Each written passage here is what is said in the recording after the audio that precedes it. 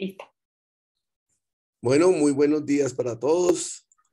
Hoy tenemos un tema muy interesante, que es el de la anatomía de la vía lagrimal, a cargo de la doctora Ángela Fajardo, residente de primer año de la Universidad Pontificia Universidad Javeriana Cali.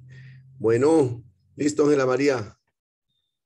Bueno, buenos días. Entonces, como decía el doctor, el día de hoy vamos a hablar sobre la anatomía de la vía lagrimal y posteriormente sobre algunos procedimientos quirúrgicos asociados a dicha anatomía.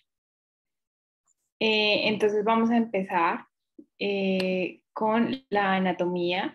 El sistema lagrimal está compuesto por la glándula lagrimal, las glándulas lagrimales accesorias, que son las glándulas de Krauss y Wolfram, los puntos lagrimales, los conductillos lagrimales, el saco lagrimal y finaliza en el conducto nasolagrimal. Las funciones principales de este sistema lagrimal son la producción y distribución y además el drenaje de las lágrimas. Además, esta genera una protección mecánica antimicrobiana y la ayuda con la nutrición corneal. Entonces vamos a empezar hablando de la glándula lagrimal. La glándula lagrimal principal está ubicada en una depresión un poco profunda dentro de la parte orbitaria del hueso frontal, que es la fosa lagrimal, que la vamos a ver más adelante. Esta está separada de la órbita por tejido fibroadiposo y se divide en dos partes, el lóbulo orbitario parpebral, el lóbulo orbitario y el lóbulo parpebral, y estos están divididos por la aponeurosis del elevador. Esta glándula presenta 12 conductos excretores que desembocan en el fondo del saco conjuntival y esta está a 5 milímetros por encima del margen superior del tarso superior. Entonces aquí podemos ver la fosa lagrimal en este dibujo de un cráneo, que es donde se ubica pues la glándula lagrimal principal, y esta pues es la parte superoexterna de la órbita como tal. Mide aproximadamente 20 por 12 por 5 milímetros y está sostenida por 4 ligamentos a una pequeña fosa en esa fosa lagrimal craneal. Entonces, esta va a tener unas relaciones anatómicas que son importantes a nivel superior con la fosa lagrimal del hueso frontal, inferomedial con el elevador del párpado superior, a nivel anterior con el septo orbitario, posterior con la grasa orbitaria e inferolateral con el músculo recto lateral. Entonces, para hablar levemente de la histología de la glándula, esta está formada por acinos secretores y ductos que consisten en un epitelio cuboidal alrededor del lumen central. Las células epiteliales portan vesículas eosinofílicas que se conocen como gránulos de zimógeno, y estas células acinares contienen lisosimas, lactoferrinas e inmunoglobulina A, las cuales son secretadas por las lágrimas y probablemente coadyuvan a la función de protección de la película lagrimal.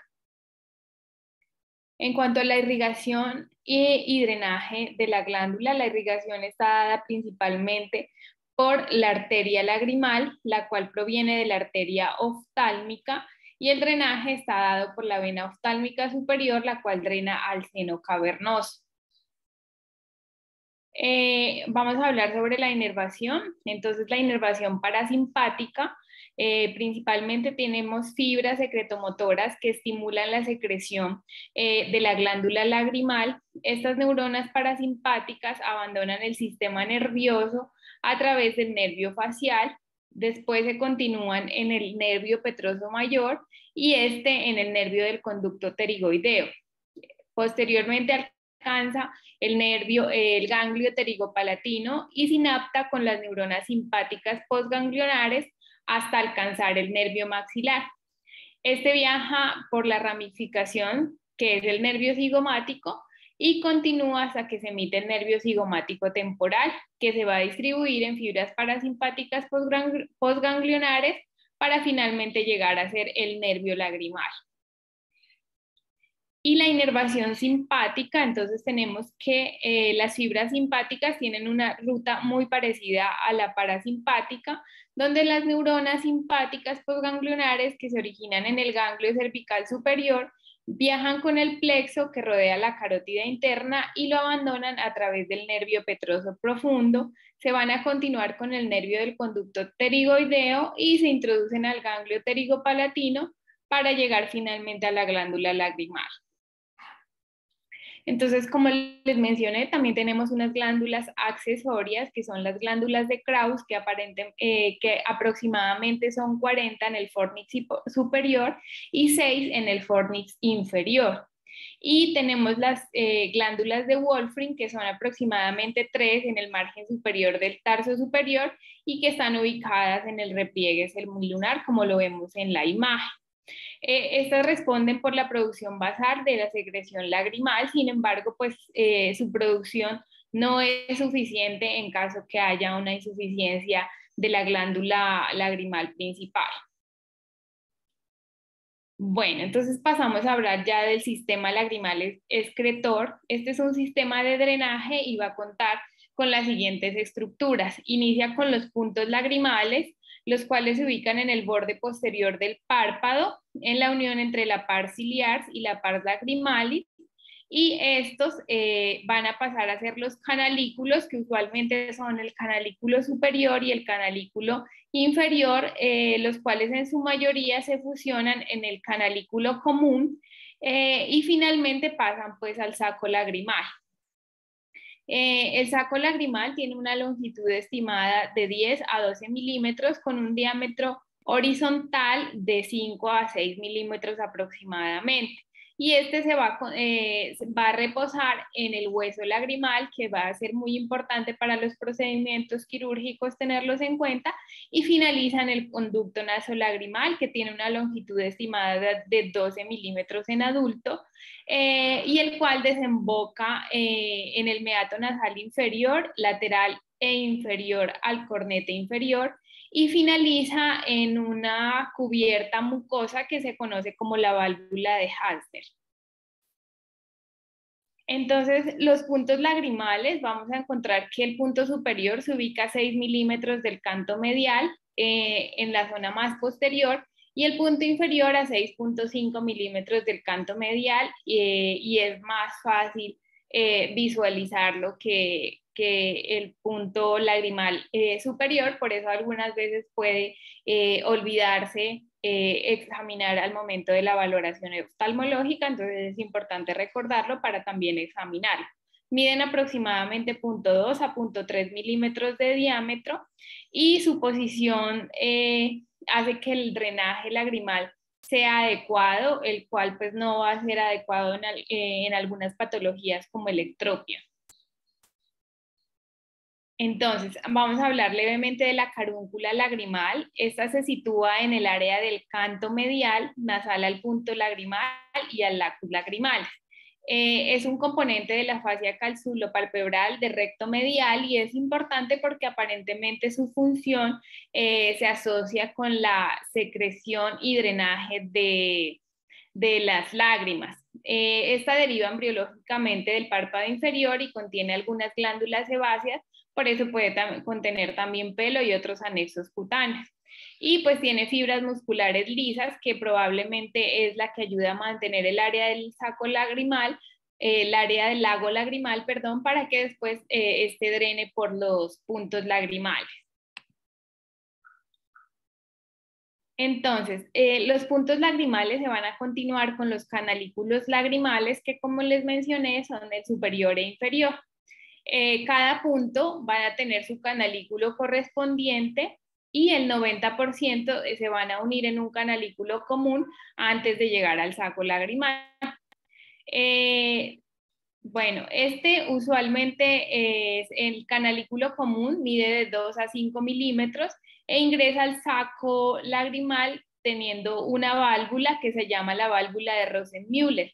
Y también tiene un pliegue superior que es la válvula de Huschke, que es que esta se asocia a la patología asociada con mucosele a nivel del saco lagrimal.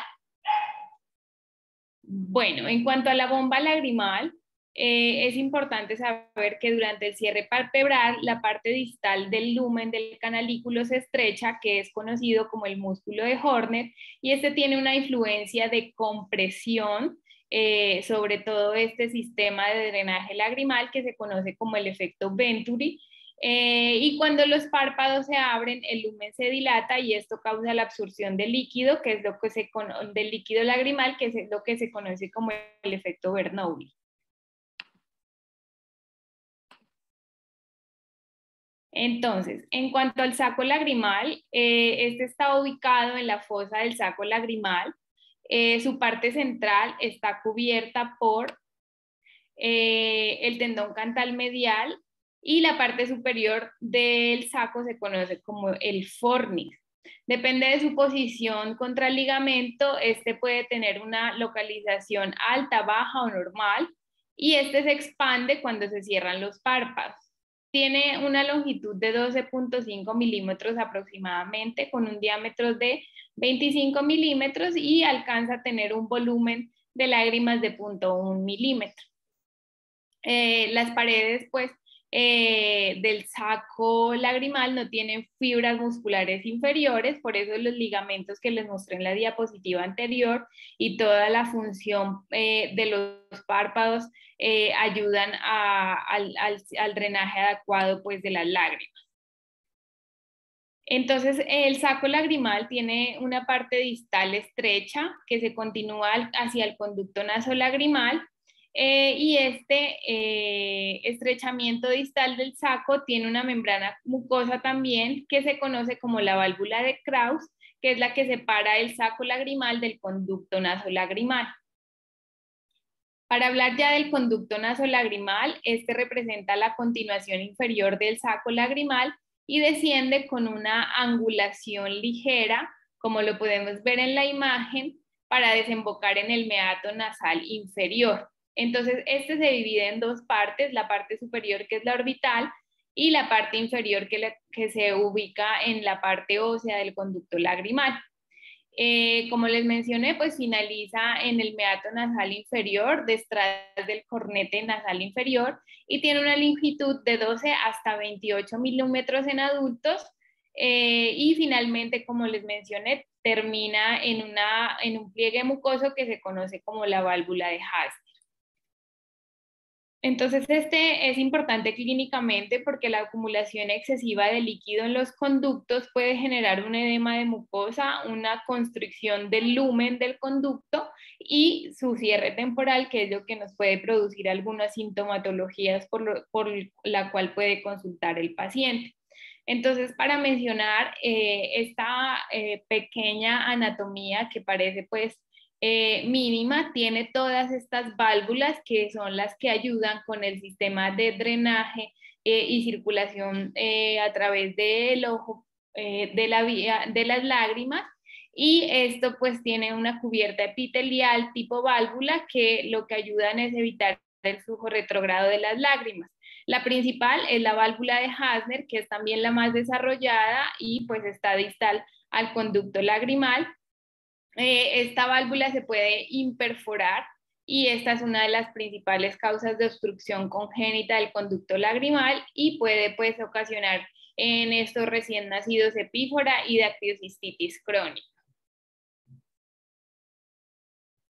Bueno, para hablar brevemente de la fisiología, entonces las lágrimas son secretadas por las glándulas lagrimales, tanto principal como accesorias, que van a atravesar la superficie ocular. Las lágrimas fluyen a lo largo de las tiras marginales superior e inferior y se acumulan en el lacus lagrimalis.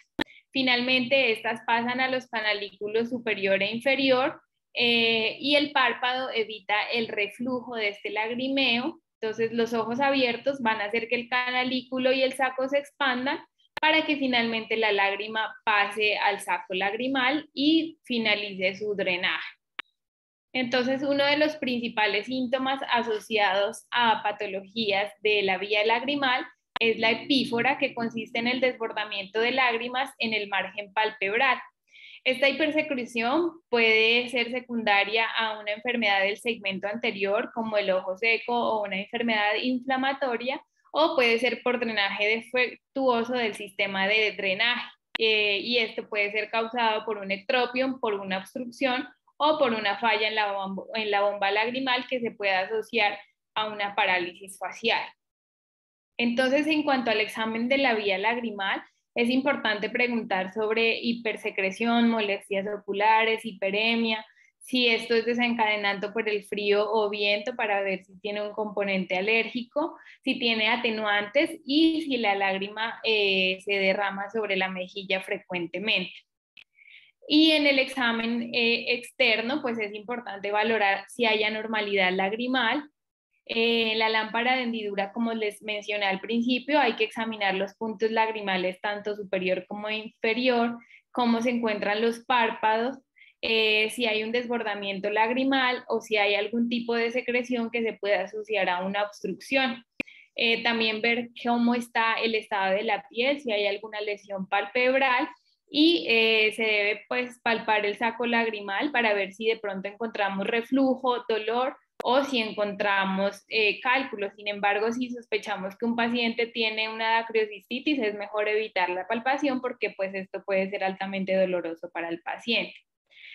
Otra forma de hacer una evaluación es la tinción con fluoresceína, que nos va a permitir evaluar el desbordamiento de las lágrimas. Esa franja lagrimal puede estar aumentada porque no hay un buen drenaje y hacemos una valoración 5 a 10 minutos posterior a la aplicación de fluoresceína para ver si hay una retención prolongada de la misma, que nos va, si encontramos pues que esta sigue positiva en los fornix o en la franja lagrimal, pues vamos a tener que hay un drenaje lagrimal inadecuado. Bueno, estos son algunos procedimientos que se realizan para comprobar la permeabilidad del punto lagrimal. Sin embargo, pues esto ya no se hace rutinariamente por el riesgo de lesionar los conductos.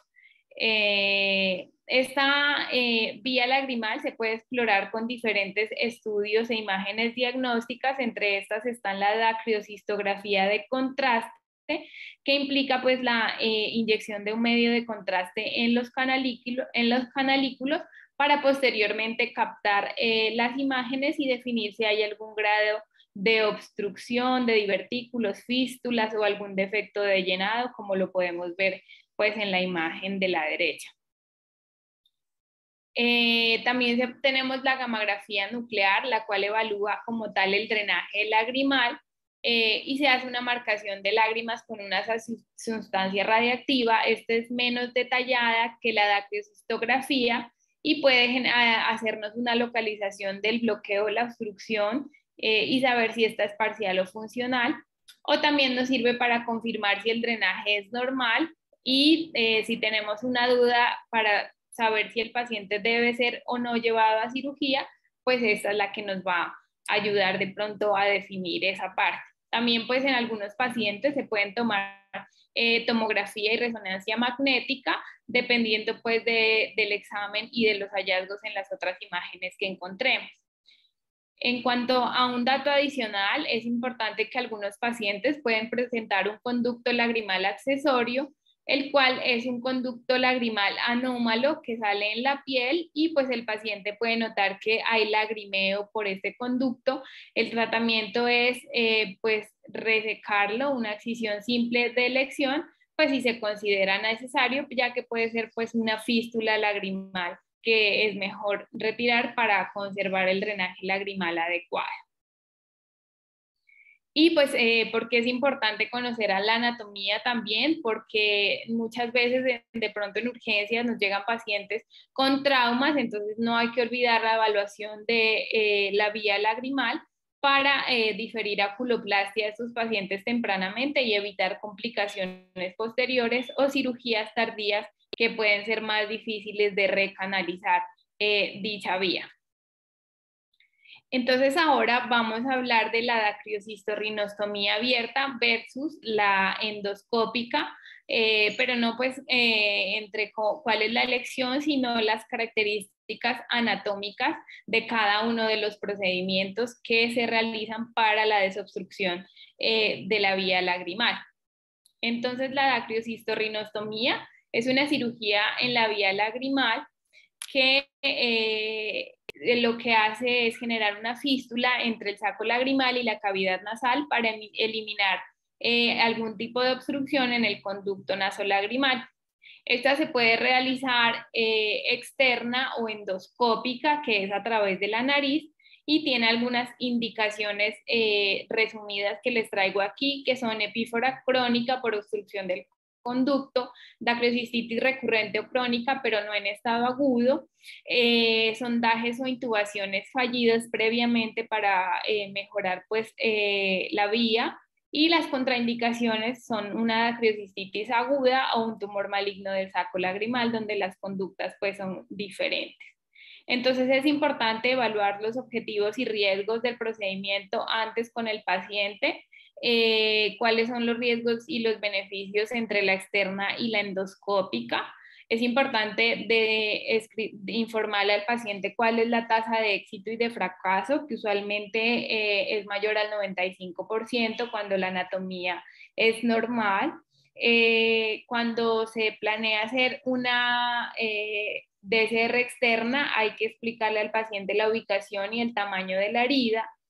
También explicarle cómo es el posoperatorio, donde se presenta un dolor mínimo, puede presentar una epistaxis, un prolapso del stent colocado, y hay pues riesgo de fuga del líquido cefalorraquídeo, aunque ese riesgo pues es mínimo, inferior al 0.01%. Y también pues elegir el tipo de anestesia con el cual se van a hacer los procedimientos quirúrgicos. Entonces vamos a empezar con la DCR externa. Entonces el primer paso para la realización de la DCR es hacer un taponamiento de la nariz, el cual pues en la clínica se hace con solución de oximetazolina más adrenalina. Antiguamente esto se hacía con una solución de cocaína, y lo que va a hacer pues es evitar el sangrado intraoperatorio y pues permitirnos ver mejor las estructuras anatómicas durante el procedimiento quirúrgico. Posteriormente se dibuja una línea de incisión, como la vemos aquí, en la mitad entre el puente nasal y el canto interno. Esta incisión va a ser de 1 a 1.5 centímetros, y esta va dirigida hacia el ala lateral de la nariz. Independientemente del tipo de anestesia que se elija, si se elige anestesia local, con o sin sedación o general, pues se va a poner una anestesia local que va hasta el periósteo para iniciar pues el procedimiento ya como tal. Entonces, posteriormente se va a hacer la incisión de la piel con una retracción de la herida. Después de la incisión se hace una retracción de la herida con las tijeras de tenotomía de Stevens, y se realiza pues como una exposición de las estructuras anatómicas con 4 suturas de tracción que se ponen pues en cada esquina de la herida, y esta se hace con sedas 4-0, las cuales se fijan a los campos quirúrgicos y nos va a permitir hacer buena hemostasia y hacer una adecuada exposición de los tejidos, pues para visualizar adecuadamente qué es lo que se está haciendo. Posteriormente se eleva el periósteo hacia la cresta lagrimal anterior, y aquí hay algún riesgo de que se produzca el sangrado de la arteria infraorbitaria que va pues por el surco, pues para lo cual es importante pues que conozcamos esa anatomía. Entonces posteriormente, cuando hacemos esta incisión, vamos a encontrar la cresta lagrimal, que pues está aquí dibujada en la imagen, y la fosa del saco lagrimal, que es esto que vemos aquí. Entonces es importante evitar la lesión del hueso de la fosa del saco lagrimal, por eso es importante hacer incisiones y uso de los instrumentos de manera cuidadosa. Después se realiza una disección con succión de Varón y el elevador del periósteo de Freer. Y finalmente se evidencia el periósteo del conducto nasolagrimal. Como vemos aquí, pues ya se evidencia la sutura posterior entre el hueso lagrimal, que es pues donde se ubica el saco lagrimal.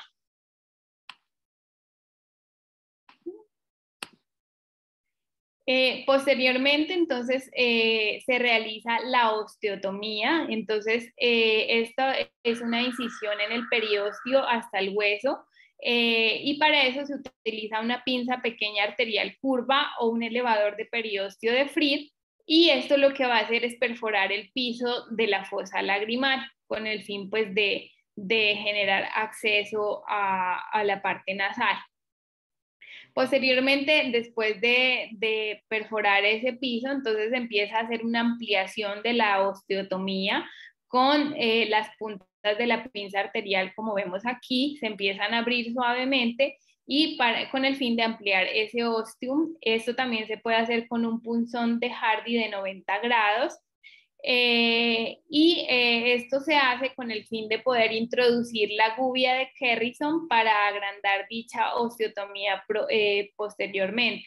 Es importante realizarlo delicadamente, ya que si se daña la mucosa nasal, pues vamos a tener un sangrado durante todo el resto de la cirugía y dificultades para la formación del colgajo. Entonces aquí pues vemos que la osteotomía se finalizó con una mucosa nasal intacta. Esta es la mucosa nasal y este es el borde anterior del hueso, pues esto es la parte que se ha resecado al realizar la osteotomía. Entonces seguimos después con la realización de colgajos, donde se va a realizar una incisión a nivel de la mucosa del saco lagrimal con una hoja de Beaver número 66. Posteriormente pues se va a colocar una guía o sonda de Bowman. Esta se hace pues en la parte superior de la vía lagrimal por los puntos lagrimales y la vamos pues a visualizar por la parte nasal. Esa sonda va a ser número 1 y es la que nos va a ayudar pues a localizar la anatomía de drenaje de la vía lagrimal. Luego se realiza con un bisturí Beaver número 66 para generar la apertura de la mucosa nasal y esto se va a hacer desde la parte más superior a la más inferior de la osteotomía. En esta zona pues hay que hacer también hemostasia porque podemos encontrar sangrado importante. Entonces ya cuando están formados los colgajos, lo que se va a hacer es una sutura inicialmente de los colgajos posteriores, que es este, y esto se va a realizar con un Bicril 5 ceros, y lo que se va a unir es la mucosa nasal del saco lagrimal, que es esta, con la mucosa nasal. Entonces esta es la mucosa del saco lagrimal y esta es la mucosa nasal. Usualmente se unen con 2 puntos separados y es aquí donde se retira el tampón nasal que se había puesto al principio de la cirugía. Como les mencioné, acá en la parte superior de la vía lagrimal se pusieron un set de Crawford, entonces este se va a traer dentro del saco lagrimal a través de la osteotomía que se realizó, y esto se va a realizar con un conductor acanalado de Kicker, que es este que vemos aquí, este instrumento, que se va a introducir pues por la fosa nasal, y este es el que nos va pues a jalar el set de Crawford.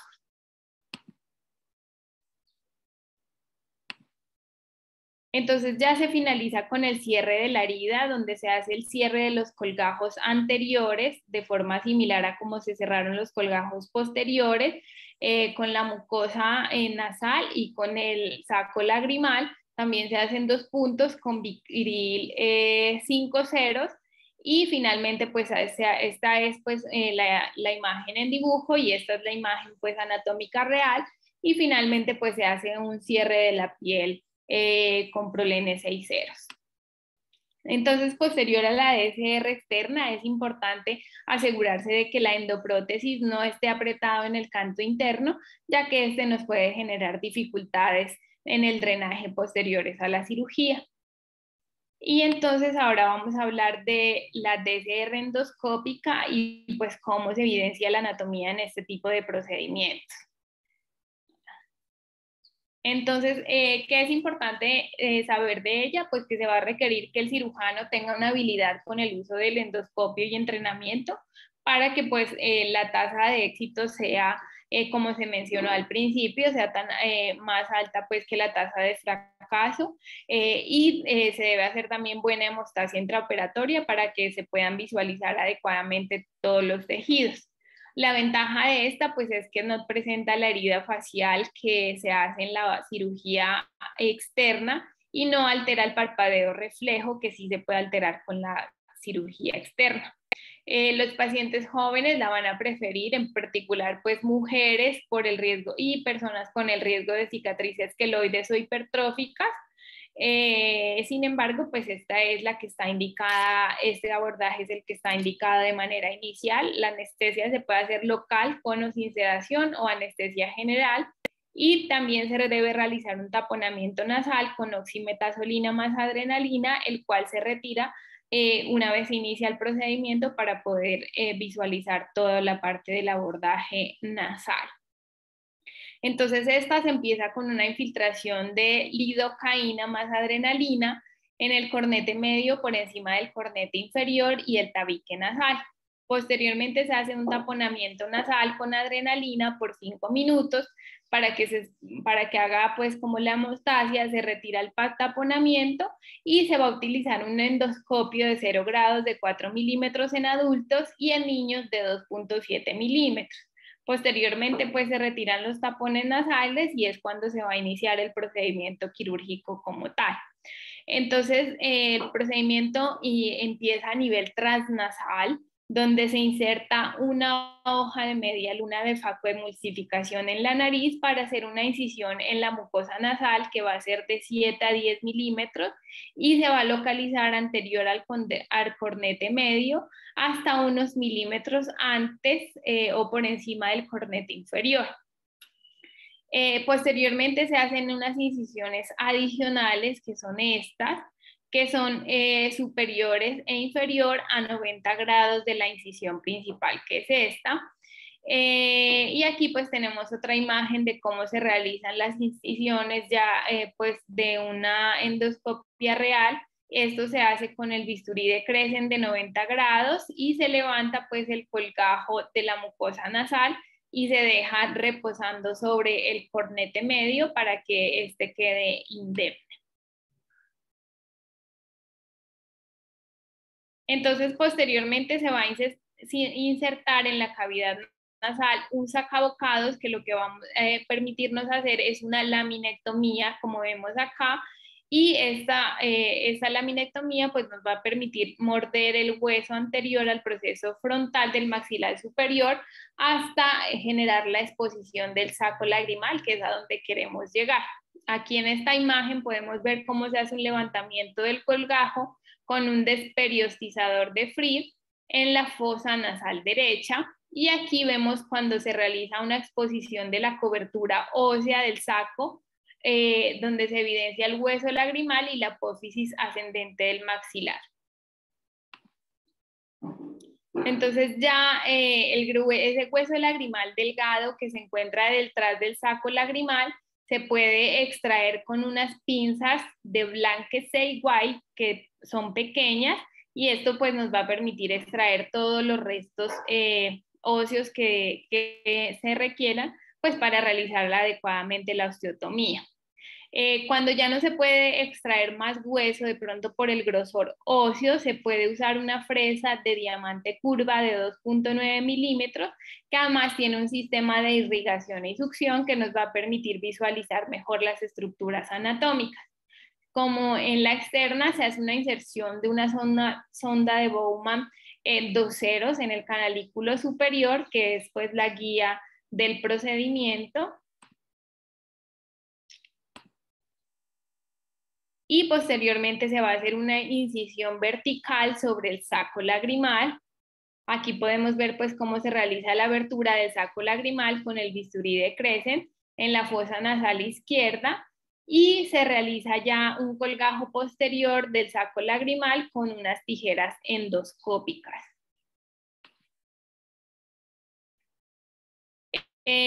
Ahora pues se va a cortar como un colgajo en la mucosa nasal, el cual se realiza en forma de C, y esta mucosa pues es la que se va a generar la unión con el colgajo de la mucosa nasal. Se pasa el stent de silicona, que es del CELT de Crawford, con un conductor acanalado que es similar al que les mostré en la externa, y esto se anuda finalmente evitando alta tensión a nivel superior. Entonces aquí vemos cómo después de la apertura del saco lagrimal se pasa el set de Crawford y este es traído hacia nosotros con el conductor o la pinza acanalada. Y ya pues ahí es donde se finaliza el procedimiento. Este es un paciente que vimos con el doctor como el primer día de la rotación, se llevó a una DCR endoscópica y pues este es el posoperatorio del día 1 y aquí podemos evidenciar pues el set sin ninguna tensión y pues cómo se evidencia de pronto en imágenes más reales. Y ya. Muy bien, súper chévere. Bueno, ¿alguna pregunta para Valentín, Oriana, David, Camila, Catalina? ¿Alguna pregunta?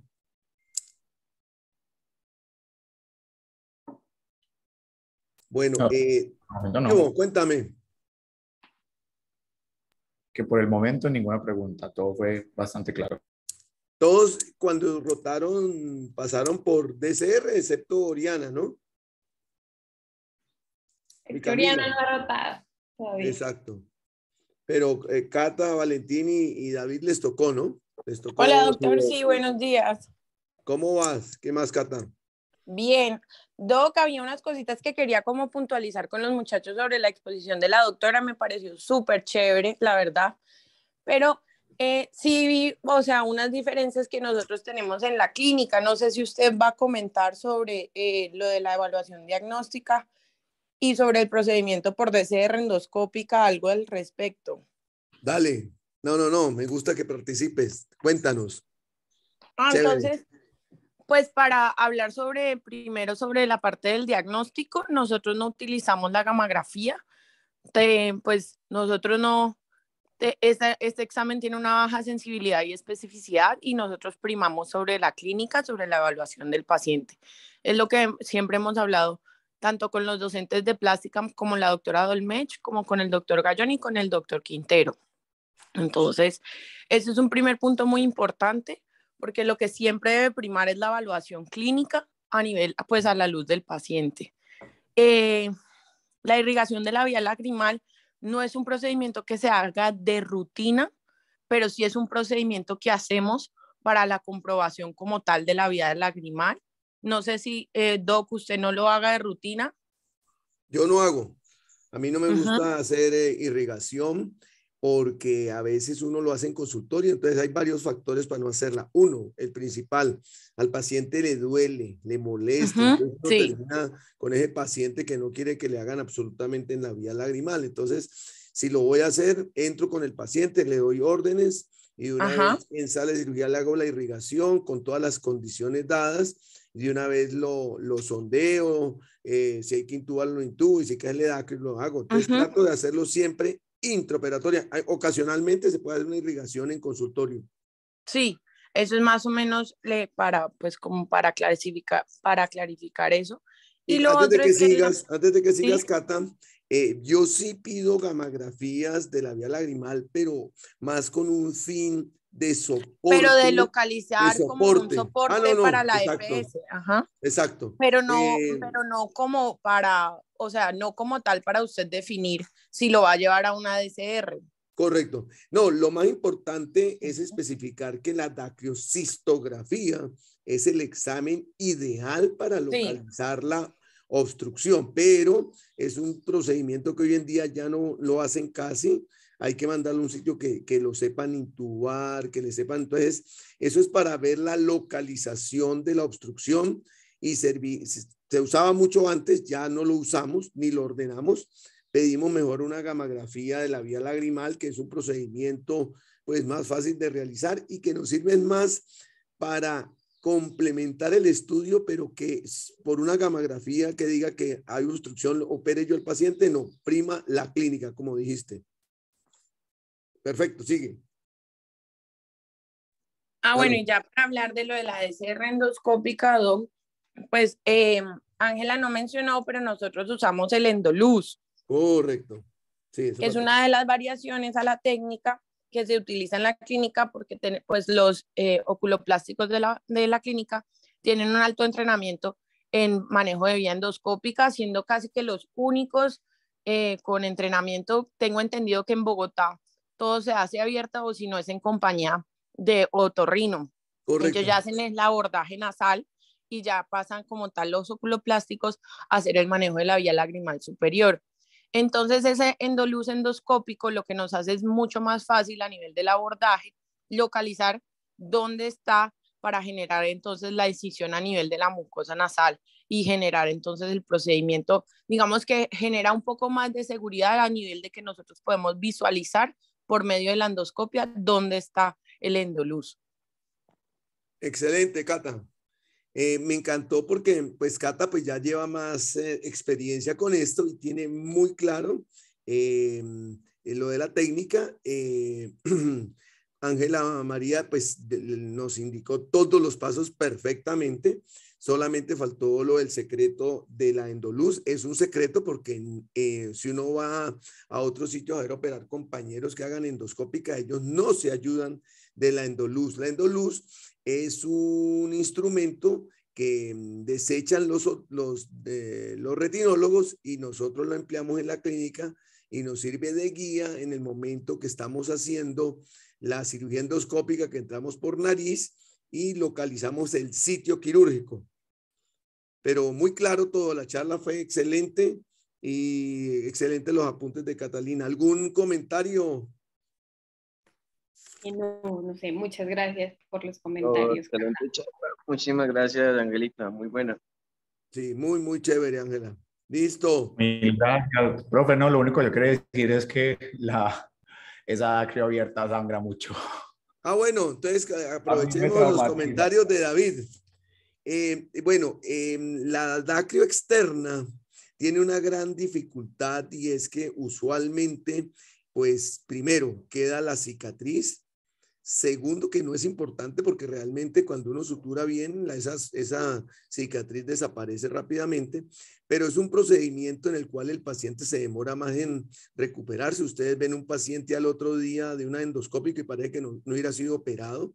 Entonces, la dacrio externa, el paciente pues queda con una cicatriz, sangra bastante en el posoperatorio y en el intraoperatorio ni se diga que a David le tocó de experiencia un paciente que casi no sangró y ese día casi me desmaya porque vio mucha sangre. Pero uno tiene que operar a veces la vía externa con instrumentos, porque es muy difícil, porque el sangrado no permite visualizar bien. Pero ante pacientes complicados, por ejemplo, pacientes con traumas, con cirugías previas que tienen placas, yo prefiero entrar por vía externa que por una vía endoscópica. ¿Por qué? Porque la anatomía es mucho más fácil evaluarla cuando entramos desde la parte anterior piel y vamos disecando y tenemos la certeza de que estamos haciendo una buena osteotomía. Entonces, la vía externa hay que saberla hacer. La vía externa me encanta hacerla, tiene sus indicaciones. Cuando tienes buen instrumental para hacer endoscópica, es mucho mejor la endoscópica, pero es que no en todas partes tienen un buen endoscopio. Si no hay buen endoscopio, es mejor hacer la vía externa, porque los endoscopios que no dan buena visualización no te permiten ver. Y hay otra cosa muy importante, es el instrumental en endoscópica. Son instrumentos pediátricos para que uno pueda manipular la nariz y no perderse con esos instrumentos gigantes en la nariz que no te permiten ver. Entonces ustedes ven la cirugía y se ve muy fácil, pero es porque el instrumental es un instrumental pediátrico, son pinzas muy delgaditas. Eso sería buen comentario, David. Bueno, yo creo que si alguien quiere hacer otro comentario. ¿Quedó claro? No, doctor, muchísimas gracias. Todo muy claro. Muchas gracias, Ángela. Súper la charla. Bueno, feliz semana para todos. Chao. Gracias. Muchísimas gracias. Salud.